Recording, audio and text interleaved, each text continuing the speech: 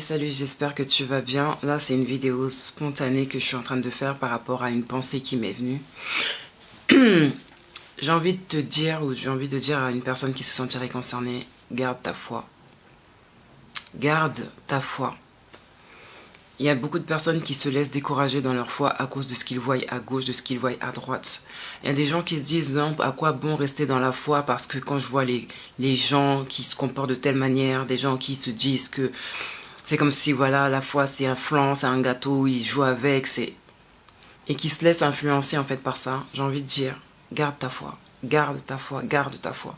Tu peux vivre des moments de turbulence, tu peux vivre des moments d'agitation, tu peux vivre des moments où tu vas douter, où tu vas te demander mais où est-ce qu'il est? Qu'est-ce qu'il fait? Pourquoi est-ce qu'on a l'impression qu'il est comme quelqu'un qui n'a pas de pouvoir, qui n'a pas de puissance, alors qu'il peut tout faire, tout changer en un instant? Parce que s'il dit une chose, celle-ci va s'accomplir. Il a voulu que des choses existent et elles ont été créées. Donc pourquoi est-ce qu'il ne change pas ma situation? Pourquoi telle chose n'arrive pas? Pourquoi? Ne laisse pas ce que tu vois te déstabiliser dans ta foi. Ne laisse pas les gens et leur vie bancale ou peu importe te déstabiliser dans ta foi, te désorienter de ta foi. Tu dois croire en Dieu, tu dois regarder à Dieu et à personne d'autre. Si on regarde aux hommes, je peux te dire que moi la première, je ne serai plus dans la foi. Mais je ne regarde pas aux hommes. Je ne regarde pas aux hommes. Je fais de mon mieux pour garder mes yeux sur Christ. Parce que je sais que si je détourne mon regard, je vais être comme la femme de Lot. Je vais être transformée en statue de sel. Je ne vais plus avancer. Si Usain Bolt regardait les gens à gauche, à droite avant d'approcher de la ligne d'arrivée, il n'aurait jamais été celui qu'il est aujourd'hui. Cours ta course. Suis ton couloir. Ne regarde pas à gauche, ne regarde pas à droite. Je connais une personne qui a abandonné la foi, du moins qui utilise certaines raisons pour justifier de ne plus être dans la foi, de ne plus vraiment croire, etc. En disant voilà, il y a trop de dégâts avec les pasteurs qui font ceci, avec des pasteurs qui font cela, avec des prophètes qui disent ceci. Il y a ceux qui annoncent Christ avec les bonnes intentions, avec la vérité, avec l'amour. Il y a ceux qui annoncent Christ avec le but de s'enrichir, de se faire de l'argent, d'être connu, d'être mis en avant, etc.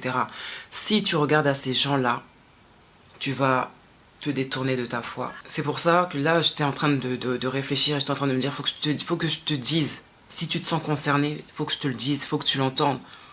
Ne te détourne pas de ta foi, ne laisse pas les hommes te détourner de ta foi, parce que l'ennemi passera par tous les moyens possibles pour te détourner. Il connaît aussi tes faiblesses, hein. Dieu te connaît, l'ennemi aussi te connaît, il connaît tes faiblesses. Donc ne laisse pas, n'abandonne pas. N'abandonne pas. J'ai été dans des situations difficiles. J'ai été dans des situations où je me suis dit c'est bon, j'en ai marre, j'abandonne, que ma vie s'en aille, que je ne vive plus. Et c'est là que Dieu est intervenu. C'est là que j'ai vécu le soudainement de Dieu, tu vois. Là où tu te dis oui, mais et pourquoi? Quand tu te poses mille et une questions là, même des fois tu n'arrives pas à parler, tu bégayes. C'est là que Dieu il intervient. J'ai été dans des situations où je me suis dit, là, ça y est, c'est bon, je vais avoir la peau sur les os tellement il n'y avait pas à manger dans ma maison. Je me suis dit, mais comment je vais faire? Je disais, mais Seigneur, j'ai des enfants. Moi, je m'en fiche. Mais j'ai des enfants, comment je vais faire? Qu'est-ce qu'ils vont manger?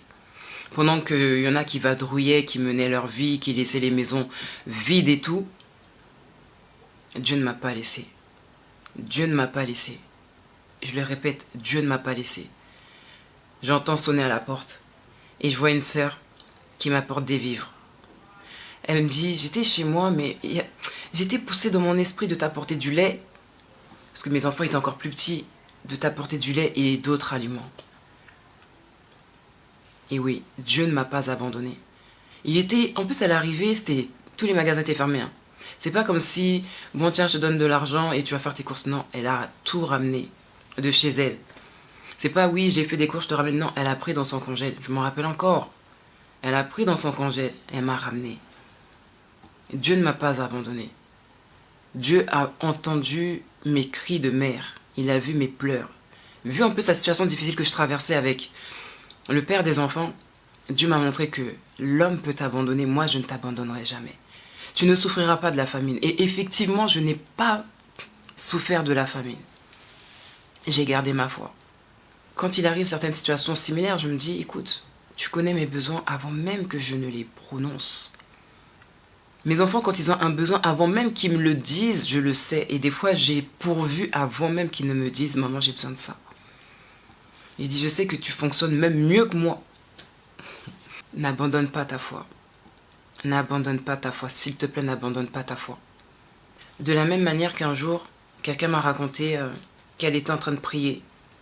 À peine elle finit sa prière, on sonne à la porte. Et c'était en fait Carrefour qui était venu livrer des courses que quelqu'un avait fait à distance pour envoyer chez elle. Dieu n'a pas abandonné. Et des épisodes comme ça, il y en a, c'est légion, c'est versé, il y en a.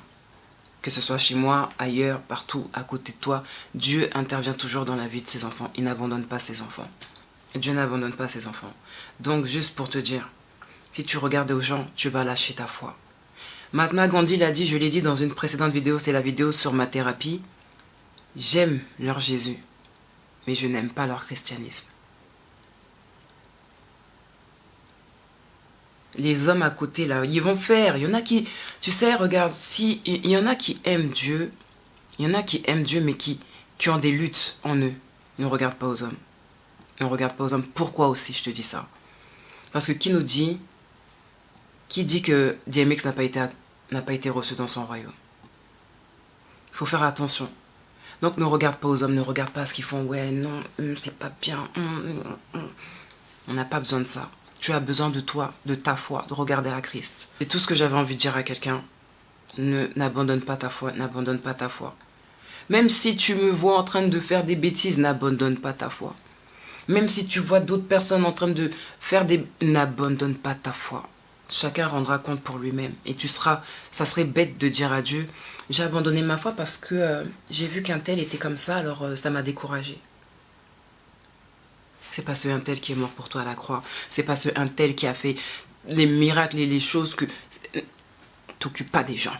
Voilà, c'est tout pour moi. Je te laisse avec ça. J'espère que ce petit encouragement à garder ta foi va faire son effet par le Saint-Esprit. Voilà, c'est tout pour moi. Je te laisse avec ça sur ce bon courage. Mouah.